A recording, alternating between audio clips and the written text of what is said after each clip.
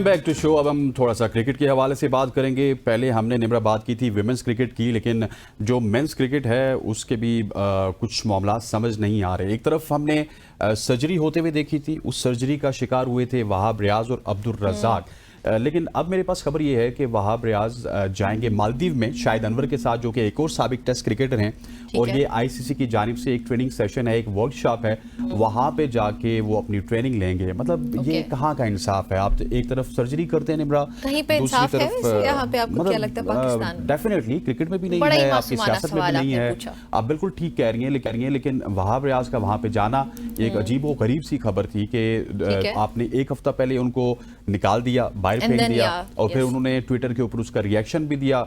लेकिन मोहसिन नकवी साहब तो कमाल आदमी है, अपने दोस्तों को नहीं बोलते, जो भी उनका दोस्त होता है उसके साथ दोस्ती निभाते हैं। पहले इनको उन्होंने स्पोर्ट्स मिनिस्टर बनाया। खुद भी बड़े इंपॉर्टेंट शख्सियत के दोस्त हैं, एग्जैक्टली, और उनको भी नवाजा जा रहा है, और वो आगे नवाज रहे हैं कि पहले इनको स्पोर्ट्स मिनिस्टर बनाया, फिर उसके बाद आप देखिए कि चीफ सिलेक्टर बनाए गए, फिर मेंबर सिलेक्शन कमेटी बने, फिर टीम के सीनियर मैनेजर बने, और अब मालदीव्स में भी जाएंगे। तो इस सर्जरी को जो सोशल मीडिया है वो कह रहा है कि ये कॉस्मेटिक सर्जरी है, क्योंकि अभी तक तो कोई बड़े पैमाने पे तब्दीली हुई नहीं। आपके 15 के 15 प्लेयर्स थे, 15 प्लेयर्स की सिर्फ ये हुआ बाबर आजम से मुतालिक हम सबसे पहले एक्सपेक्ट कर रहे थे। एग्जैक्टली, एनओसीज के हवाले से तो फैसले कर लिए कि जो 3 से 4 प्लेयर्स हैं, जिसमें बाबर आजम हैं, रिजवान हैं, शाहीन शाह अफरीदी हैं और नसीम शाह हैं, उनको आपने एनओसी इस वजह से नहीं दी कि वो आपके 3 फॉर्मेट प्लेयर हैं। मतलब आपने तो कोई डिसाइड ही नहीं किया कि कौन सा प्लेयर आपका T20 नहीं खेलेगा। मतलब 15 प्लेयर्स थे, वो अमेरिका से हार गए, वो इंडिया से हार गए। वर्ल्ड कप में इतनी इबरतनाक शिकस्त हुई कि पहली दफा पाकिस्तान की टीम अगले वर्ल्ड कप से बाहर होते होते बची नहीं। तो मैं और निम्रा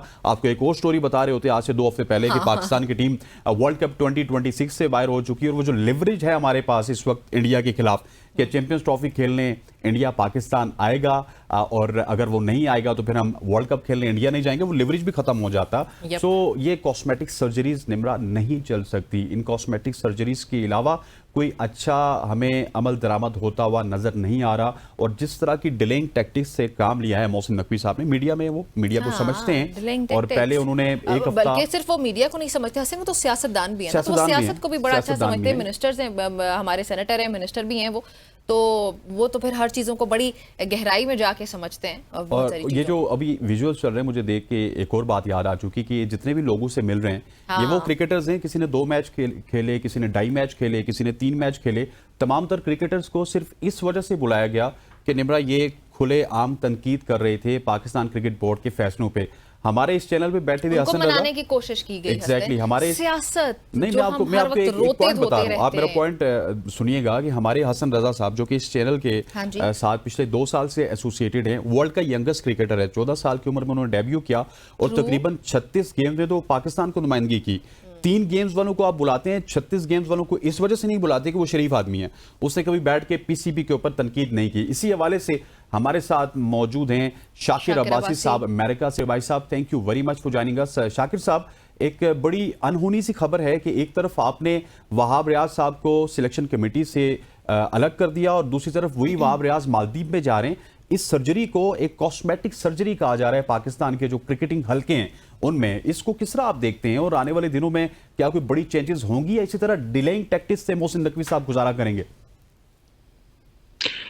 देखिए, वहाब रियाज, आपको याद होगा कि जब ज़का अशरफ ने इन्वॉल्व लगते, जब वो एक कंपनी का एक आया था स्कैंडल, उस पर उन्होंने चीफ सेलेक्टर का ओहदा छोड़ा था, तो ज़का अशरफ ने उन्हें वहाब रियाज को चीफ सेलेक्टर बनाया था। और फिर वहाब रियाज इतने कारीगर निकले कि उन्होंने उसके बाद आने वाले जो चीफ सेलेक्टर बने मोहसिन नकवी, उनके साथ भी मामलात को कैरी ऑन किया।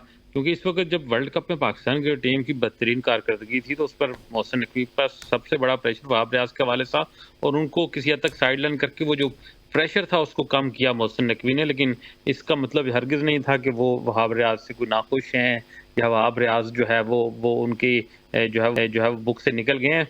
बुनियाद बाज़ यही होता है कि जब आप ज़्यादा मुश्किल वक्त में होते हैं तो अपने किसी साथी की मदद ली जाती है उस मुश्किल वक्त से निकलने के लिए, और मोहसिन नकवी ने उस वक्त वहाब रियाज की मदद ली। लेकिन जो ही उन्हें कोई दूसरा मौका आया वहाब रियाज को अकोमोडेट करने का, तो उन्होंने उन्हें इस मालदीव जाने का जो है वो एक परवाना थमा दिया, और वो अब एनसीए के जो हेड कोच शायद नवाज उनके साथ उस वर्कशॉप में शिरकत के लिए जाएंगे। मुमकिन है मोहसिन नकवी ये समझते हो कि वहाब रियाज बतौर चीफ सिलेक्टर को ज़्यादा जो है वो लकी या ज़्यादा अच्छे साबित नहीं हुए उनके लिए, तो अब शायद उनको कोचिंग के तजर्बा करवाना चाहते हैं। और मुझे तो यही लगता है कि अब एक दूसरे रोल में हम फ्यूचर में अगर मोहसिन नकवी का टेन्योर लंबा हुआ तो वहाब रियाज को हम किसी दूसरे रूप में किसी दूसरी जिम्मेदारी के साथ पीसीबी में सर्व करते हुआ देख सकते हैं। और लेकिन क्या बांग्लादेश सीरीज में भी शाकिर हम लोग कोई बड़ी तब्दीलियां होते देख रहे हैं या नहीं?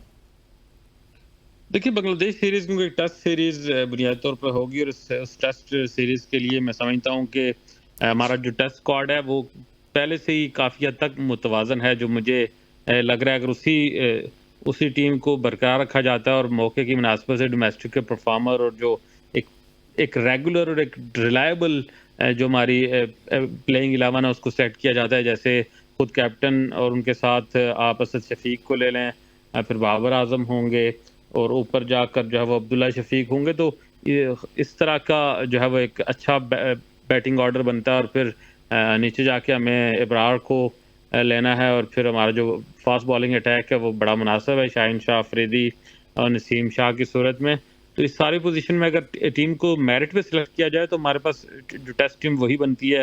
आप असनैन मेरे से बेहतर उस पर नज़र रखे हुए हैं, वो आपको मतलब मैं और असनैन अगर कोई प्लेइंग 11 बनाएंगे टेस्ट की, या कोई तीसरा भी जो क्रिकेट को समझता है बनाएगा, तो मेरा ख्याल है एक आध प्लेयर का ही फर्क आ सकता है। लोगों की नज़र में वो टीम बनी हुई है, और वो टेस्ट टीम हमारी काफ़ी हद तक स्टेबल थी। और होम सीरीज और वो भी बांग्लादेश के खिलाफ तो कुछ ज़्यादा चैलेंजिंग टास्क नहीं है मेरा ख्याल है, तो कोई बड़ी तब्दीलियाँ उस टेस्ट स्क्वाड में नहीं होंगी जिस टेस्ट स्क्वाड ने आखिरी सीरीज खेली थी। शाकिर साहब, ये बताइएगा कि आपके पास क्या खबरें हैं? मेरी इतलात के मुताबिक, खबरों के मुताबिक, बांग्लादेश सीरीज के बाद हम ये डिसाइड करने जा रहे हैं शान मसूद की परफॉर्मेंसेस को देख के कि क्या शान मसूद को ओडीआई के लिए कंटिन्यू करना है या फिर बाबर आजम को कंटिन्यू करना है, और तमाम डिलेइंग टैक्टिक्स बांग्लादेश सीरीज के लिए हैं। क्या इस खबर में कुछ सदाकत है? देखें, as a captain Shan Masood की पर्सनल परफॉर्मेंस पे शायद कोई बात करे, और वो बात शायद जायज़ भी हो, क्योंकि वाइट बॉल के साथ उनकी कुछ ज़्यादा अच्छी कौम टीम के लिए परफॉर्मेंस नहीं है। अलबत्ता जब वो इंग्लैंड में जाके खेलते हैं, वहाँ इंग्लैंड के काउंटी टीम को वो जो है वो हेड भी कर रहे हैं, कैप्टनसी भी है उनके पास, और वहाँ परफॉर्मेंस भी बहुत अच्छी दे रहे हैं।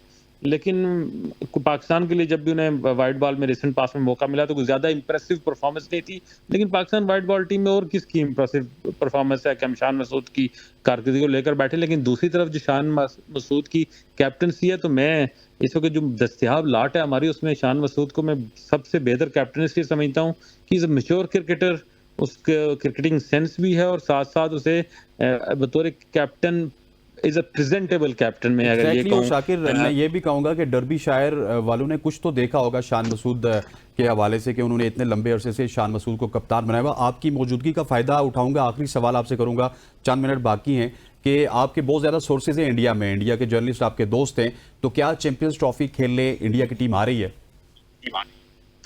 जो मेरी अपनी नज़र है, जो मेरा अपना तजिया है, मुझे लगता है कि इंडिया लाहौर की हद तक मान जाएगा और लाहौर में अपने मैचेस खेलने के लिए आ जाएगा। जहाँ तक खबर की बात है, तो क्योंकि खबर ये थी कि अगर इलेक्शन, क्योंकि अब 5 साल बाद होना है इंडिया में, रिसेंटली इलेक्शन हो गए हैं। जब पाकिस्तान आने का इंडिया टीम का टाइम था एशिया कप में, तो उस वक्त इलेक्शन की तैयारी हो रही थी।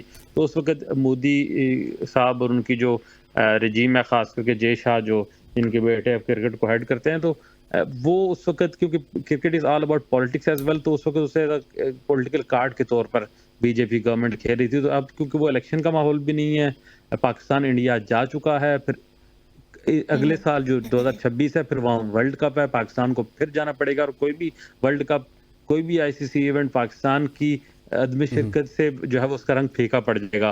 तो इन सारी सूरत हाल में मैं समझता हूँ कि मुझे लग रहा है कि इंडिया जो है वो चैंपियन ट्रॉफी खेलने पाकिस्तान आएगा। और दूसरा, पाकिस्तान ने जो जिम्मेदारी इस हवाले से डाली है, ठीक हो गया। शाकिर, वक्त खत्म हो गया, माजरत के साथ आपको इंटरप्ट किया, बहुत शुक्रिया आपका मैं ज्वाइन करने के लिए। नाज़रीन, गुफ्तगू आपने सुनी क्रिकेट से मुताबिक। सबसे अहम सवाल ये कि क्या हिंदुस्तान पाकिस्तान आता है, ये नहीं, ये वक्त ही बताएगा। बहरहाल इंडिया को पाकिस्तान आना चाहिए। हम यहाँ पे शामिल करने लगे एक ब्रेक, आपने हमारे साथ ही रहना।